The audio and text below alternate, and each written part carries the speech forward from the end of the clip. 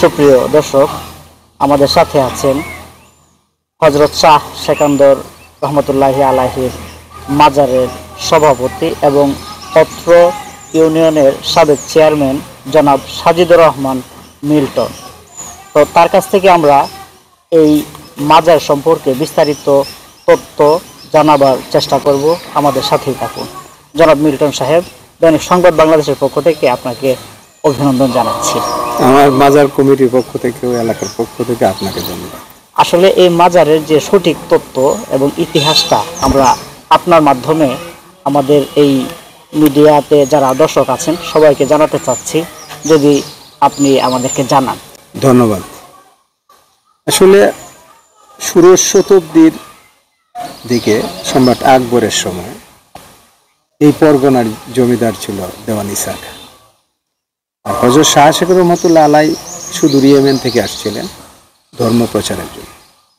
ওনার সঙ্গে দুই ভাইগনা শাহ জলিল শাহ কলিল সাহেবকে নিয়ে এখানে আসছিলেন। উনি আয়সা দেখলেন যে এই জায়গার মালিককে। তখন উনি জানলেন যে দেওয়ান ইসাকা পরগনার মালিক। তখন দেওয়ান ইসাকা প্রায় সময় তারাইল বাজার, বর্তমান এটা আগে ছিল বেইয়ার দেহি, মানে রাধা সুন্দরীর বাজার। এটা কিন্তু তালজাঙ্গার জমিদারের অধীনস্থ ছিল তারাইল বাজারটা, এখন আমরা তারাইল বাজার বলি। ওখানে আইসা ওনার বজরা দিয়ে আসতো। আগে তো জাহাজ সিস্টেমটা হলে অনেক মাঝিরা যে জমিদারদেরকে নিয়ে যেত, এই বজরা দিয়ে আসার পরে উনি দেখা করার জন্য ওনার কাছে গেলেন, কিন্তু ফকির হালতে থাকতেন উনি, ওনাকে দেখা করার সুযোগ দেওয়া হয়নি। পরবর্তীতে উনি মন খারাপ করে এসে পড়লেন। তারপর দেওয়ান ইসাকা যখন যাত্রা করার উদ্দেশ্যে রওনা দিবেন, কিন্তু ওনার বজরা তো একই জায়গায় রইল, চলে না। তাই আমরা শুনেছি দেওয়ান ইসাকা পীর ফকির মাশায়েখের ভক্ত ছিল। উনি বুঝতে পেরেছেন যে হয়তো কোনো সমস্যা হয়েছে, তখন তার সেনাপতি বা যারা ছিল সৈন্য এদেরকে জিজ্ঞেস করলো যে আমার সাথে কি কেউ দেখা করতে আসছিল? পরে হ্যাঁ হুজুর, একজন ফকির মানুষ দেখা করতে, দেখো উনি কোথায় আছে। পরে হয়তো কিছু দূর আইসে ওনাকে পাইলো, যে বললো যে আমাদের দেওয়ান আপনাকে দেখা করে বললো বলছে। তো ওনাকে নিয়ে গেল ওনার কাছে। পরে উনি জিজ্ঞেস করলো যে বাবা, আমি তো আপনার কাছে গেছিলাম, কিন্তু আপনার লোকেরা তো আমাকে দেখা করতেছে। হ্যাঁ বাবা, আমার এটা ভুল হয়েছে। এখন আমি এখানে আসছি, আমি তো ধর্ম প্রচারের জন্য আসছি। আমি শুনলাম যে বাবা আপনি এই জায়গার মালিক, আপনার অনুমতি ছাড়া তো আমি থাকতে পারি না। এই পরগনার নাম ছিল তোপে হাজরা আদি পরগনা। পরে উনি ওনাকে লাখে রাজি হিসাবে এই পরগনাটাকে দান করলো, যে আপনি এখানে যতদিন ইচ্ছা থাকবেন আপনাকে দিয়ে গেলাম, খাজনা দিতে হবে। এই পরগনাটার অধীনে ছিল বেলাপুর, বাজনগর, নরসিংদী জেলা, এই এরিয়াটা। তারপর উনি এখানে বসবাস শুরু করলেন। শুরু করার পরে পিছনে একটা দিঘি আছে, সার তালাব নামে পরিচিত, অনেক বড় দিঘি। এই দিঘি যখন খোদানো হয়, আমাদের এলাকায় একটা উল্লেখ করতে হয়, আমাদের এলাকায় বেশ কয়েকটা দিঘি। এলাকাটা নিচু জায়গা, তো জমিদাররা এই জায়গা, আমাদের পূর্বপুরুষরা মাটি কেটে বাড়ির একটা ব্যবস্থা করতো পাড়ার মধ্যে, কাটা দিঘি, মারা দিঘি, এগুলি আছে দিঘি। এই দিঘি করে তো শাহ সেকান্দর রহমতুল্লাহ আলাইহি দিঘি তো থাকবেন, উঁচু করলেন এই জায়গা। গুরুস্থানের এরিয়া প্রায় আপনার 3 একর। এখানে বিভিন্ন দূর দূরান্ত থেকে ওসিয়ত করে মানুষ এই মাজারে সমাধি। আমরা সুযোগ উন্মুক্ত সকলের জন্য, এখানে কোনো টাকা পয়সাও নেওয়া হয় না, কিচ্ছু না। মানুষের ওসিয়তের মাধ্যমে আমাদেরকে জানা, ঠিক আছে করে। এখন তো অনেক গুরুস্থান হয়েছে। পরবর্তীতে ওনার মৃত্যুর পর, উনি ছিলেন চিরকুমার। মৃত্যুর পর এই এলাকার নাম হলো সেকান্দরনগর গ্রামটা কিন্তু ধলাই ইউনিয়নের মধ্যে সবচেয়ে বড় গ্রাম, এবং 3টা ওয়ার্ডে একটা গ্রাম। আমাদের সেকান্দরনগর গ্রামে 3টা ওয়ার্ড, 3টা ওয়ার্ড একটা গ্রাম। এই গ্রামটা এন থেকে শুরু করে কাউয়ালি বাজার পর্যন্ত গেছে, আর ধলার ভিতরে ঢুকছে। তো প্রায় এনে আপনার অনেক বুটের হিসাবে যদি আপনি চিন্তা করেন, 3400 আর হেডের মধ্যে হলো 4000-এর মতো। আমাদের 16,000 বুটের মধ্যে প্রায় অর্ধেক বুট কিন্তু এই সেকান্দরনগর গ্রামে। যাই হোক, এটার আর এক ইতিহাস। পরে শাহ সেকান্দর রহমতুল্লাহ আলাইহির এই মাজারে যে পূর্বপুরুষের প্রচলিত যে বিধান, এখানে আরো বেশ কয়েকজন আল্লাহর ওলি আছে। ওখানে দেখতেছেন আবদাল শাহ ফকির, আসালত শাহ ফকির, উনিও খুব প্রমিনেন্ট ফকির ছিলেন। পরে পাশে আছে জিন্দা বিবির কবর। আর অনেক আমরা নাম না জানা যেন আমাদের শেষ আল্লাহর ওলি ছিলেন সৈয়দ আব্দুল হাকাম বুলবুল শাহ। উনি 38 বছর চেয়ারম্যানই করছিলেন। আচ্ছা ওনার আর একটা ইতিহাস। তো এখন এই ইতিহাসের পর্যালোচনা করে আমরা যে বিভিন্ন মাজারে যে বিভিন্ন অনুষ্ঠান হয়, এখানে আগে আমরা জানতাম যে 27 তারিখ রমজানের সার মেলা হতো, মুরব্বীরা এটা করতেন, শরবত টরবত খাওয়াতো, অনেক লোক আসতো। এটা এখন কিছুটা আছে। আর একটা বিষয় হলো এখানে মানুষ প্রতিদিনই আসে জিয়ারত করার জন্য। এখানে কোনো উরস টুরস হয় না, কোনো গান বাজনা হয় না। যে বেদাত বলতে যে কাজগুলি আলেম সমাজে উত্থাপন করে, এই ধরনের কোনো গর্হিত কোনো কাজ এখানে হয় না। সর্বজন শ্রিত এখানে সবাই আসতেছে, জিয়ারত করতেছে, প্রশাসনের লোক আসতেছে বহু দূর দূরান্ত থেকে। আমাদের এই যে একটা ঘর আছে, এটা বাইরের লোক আসলে পরে থাকার ব্যবস্থা আছে, আমরা করে দিচ্ছি। এনে রক্ষণাবেক্ষণ আমরাই করি। পাশাপাশি আরেকটা বিষয় যে কিছুদিন আগে যখন এই যে সরকার পতনের পর বিভিন্ন মাজারের উপরে একটা হয়েছিল, এনে আমরা প্রশাসনও সহযোগিতা করছে যে এনে কোনো, এবং আলেম সমাজের কাছ থেকেও এই মাজার সম্বন্ধে কোনো কুরুচিপূর্ণ বক্তব্য উপস্থাপন হয় নাই আমার ধারণা মতে। আর আশা করি আলেমরা এনে সম্মান করেন।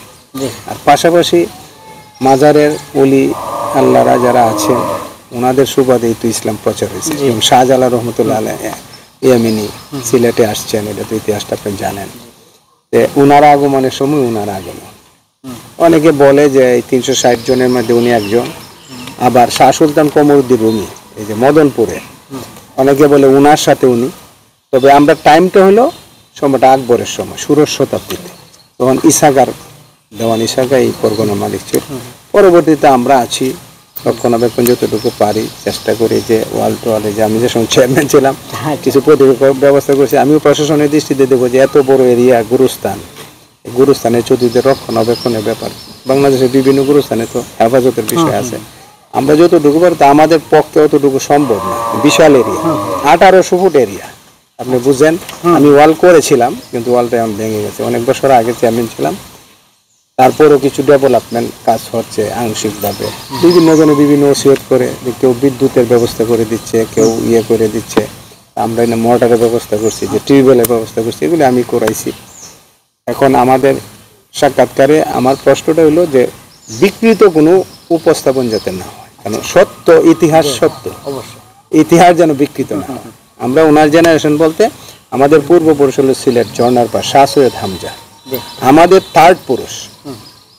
অথচ শাহ হামজার ছেলে ছিল শাহলাল হুসাইনি, শাহলাল হুসাইনির ছেলে ছিল সৈয়দ আব্দুল করিম, সৈয়দ আব্দুল করিম সাহেবের ছেলে হলো সৈয়দ আব্দুল হাকিম, পুরা সাহেব নামে পরিচিত। পরে এই জেনারেশনের মেয়ে মেহেরুন্নেসা, উনাকে বিয়ে করে আমার দাদারা এখানে আসলেন। এখানে বসবাস, সেকান্দনগর সাহেব বাড়ি, আমাদের বাড়িতে যে পুরানো মসজিদ আছে 450 বছর আগে, এটা প্রত্নতাত্ত্বিক বিভাগ এখন কাজ করতেছে, শুরু করছে কাজ, এটা আপনারা দেখবেন। ওই স্মৃতিগুলি আমরা এখন ধরে রাখতে চাই, পুরানা স্মৃতি, ইতিহাস, ঐতিহ্য, এই দেশের সংস্কৃতি। আমরা ইতিহাস ভুলে গেলে তো চলবে না, ইতিহাস জানতে হবে। এবং ইতিহাস অনেক সময় বিকৃত হয়ে যায়, অনেক সময় অনেকের কাছে জানে কিন্তু না জানিয়ে কুয়ে ফেলে, বিষয়টা এটা। তো এনে অনেক অনেক আমরা দেখি আর কি, অনেক কিছু বিষয় যেন বেয়াদবি করলে পরে আমাদের চোখের সামনে। আজ থেকে 20-25 বছর হয়েছে না, এই যে বুড়া বেড়ারে হলাই দিছি, এনে এক লোক আইছি কৈরেলি অর্থ, কৈরের দরবারে তো বন্ডরার কোনো স্থান নাই। পরে সিন্নি করছিল, তবারক করে না, তবারক ডিল মেরে ফেলে। পরে এরা সব অটোমেটিক সে এই পুকুরটা মেরে বানাই দিছে, লুলা হয়ে গেল। পরে মানুষ তুললো তারে। গৌরীপুর স্টেশনে সে দীর্ঘদিন ছিল। সে বলতো যে আমি শাহ সেকান্দরের দরবারে বিয়াদবি করছি, আমার শাস্তি লুলা হয়ে গেছে। পরে তারে বলা হয়েছে যে ঠিক আছে তুমি গিয়ে মাপ টাপ চাও। পরে মাপ চাইছে, সিন্নি করছে, পরে আস্তে আস্তে সে কিছুটা ভালো হয়েছে। তবে এটা আমরা চোখের সামনে, আমরা এটা দেখছি। এখন কথাটা হইলো ওলি আল্লাহদেরকে সম্মান করতে হবে, এটা হলো বড় কথা। আল ওয়ালি লা ইয়ামুতু, আল্লাহর ওলিদেরকে মৃত ভাবিও না, আল্লাহ সরাসরি বলছেন। তো আল্লাহর প্রিয় বান্দাদেরকে আমরা সম্মান করব। এবং আমরা এখানে আমরা মনে করি আর কি যে ওনার মতো একজন লোক এবং ওনার সাথে যারা আছেন, আমরা অনেক রুহানি ফায়াজ এই এলাকার উপর বর্ষিত হয় দেখে আমরা হেফাজতে আছি। আধ্যাত্মিক দৃষ্টিতে হয়তো আমরা দেখি না, বুঝি না, আমরা চর্ম চোখে যেগুলি বুঝি, আমিও নিজেও এই অলিদের ভক্ত, অলি আল্লাহদের ভক্ত। কারণ হলো এই যে বাংলাদেশ স্বাধীন হলো, বাংলাদেশে ইসলাম প্রচার হলো, কিন্তু অলিরাই আইসা করছে। শাহজালাল রহমতুল্লাহ সাথে শাসন মানে আপনার এই যে সিপাহসালার নাসিরুদ্দিন সিপাহসালার আসছিলেন, উনিও আমাদের পূর্বপুরুষ সিলেটের। তো শাহজালাল বা গৌরগোবিন্দ রাজাকে পরাজিত করলো, পরাজিত হলো, চলে গেল ইতিহাস। পরে আস্তে আস্তে ইসলাম প্রচার হলো বাংলাদেশের বিভিন্ন জায়গায়। তো ওলিদের অবস্থান আছে, তবে ইদানিং ওলিদের বিরুদ্ধেও কিছু কিছু বিষয়। তা আপনাদের কাছে আমাদের অনুরোধ হলো যে প্রকৃত ওলি আল্লাহ যারা আছেন তাদের সম্বন্ধে আপনারা প্রকাশনার মাধ্যমে, ইন্টারনেটের জামানা তাই না, এটা মানুষের চোখে, মানুষের এখন সবার কাছে মোবাইল আছে। তা আপনি আসছেন, অনেক ধন্যবাদ এই তথ্য নেওয়ার জন্য। আমার পক্ষ থেকে, মাজারের পক্ষ থেকে, এলাকার পক্ষ থেকে, ইউনিয়নের পক্ষ থেকে অসংখ্য ধন্যবাদ। আরেকটু ছোট্ট করে বলবো, আমাদের যারা সাধারণ দর্শক বৃন্দ আছে, যারা আপনাকে দেখছে, আপনার মাধ্যমে সঠিক তথ্যটা যারা পাচ্ছে, তাদের উদ্দেশ্যে যদি কিছু বলেন সংক্ষেপে। আপনারা আজকে এই আমাদের সাক্ষাৎকার হযরত শাহ সেকান্দর রহমতুল্লাহ আলাইহি তারাইল উপজেলার সেকান্দনগর গ্রামে একজন শাহেনশাহ ওলির দরবারে আমরা বসে আমাদের সাংবাদিক সবের সঙ্গে কথা বলতেছি, এবং আপনারা যারা দর্শক আমাদেরকে দেখছেন, আমরা সত্য উপস্থাপন করার জন্য ইতিহাসকে জানালাম। এভাবে আপনারাও জানবেন, জিয়ারত করবেন। কারণ আমরা জানি যে ওলি আল্লাহদের দরবারে জিয়ারত করা সুন্নাত, অনেকেই করেন। মক্কা শরীফে আমরা যখন হজ করতে যাই, মদিনা মুনাওয়ারায় জিয়ারত করতেই হয়। তো আপনারা দাওয়াত রইল, মাজারে আসবেন, জিয়ারত করবেন, রুহানি ফায়াজ আপনারা হাসিল করবেন। ধন্যবাদ। দর্শক, আপনাদের সাথে কথা বলছিলেন হযরত শাহ সেকান্দর রহমতুল্লাহি আলাইহির মাজারের সুনামধন্য সভাপতি এবং ধলা ইউপির সাবেক চেয়ারম্যান জনাব সাজিদুর রহমান মিল্টন। স্যার, আপনাকে অসংখ্য অগণিত ধন্যবাদ আমাদেরকে সময় দেওয়ার জন্য। আপনাকেও ধন্যবাদ। আপনি এত একটা মহৎ কাজ করার উদ্দেশ্যে এখানে আসছেন। আমাদের পক্ষ থেকে ওলি আল্লাহদের রুহানি ফায়াজ যেন আপনার উপর বর্ষিত হয়, আপনি ভালো ভালো নিউজগুলি যাতে করতে পারেন। ধন্যবাদ। Thank you. এতক্ষণ পর্যন্ত আমাদের সাথে থাকার জন্য আপনাদের সবাইকে ধন্যবাদ। জুবায়ের আহমদ জুয়েল, দৈনিক সংবাদ বাংলাদেশ।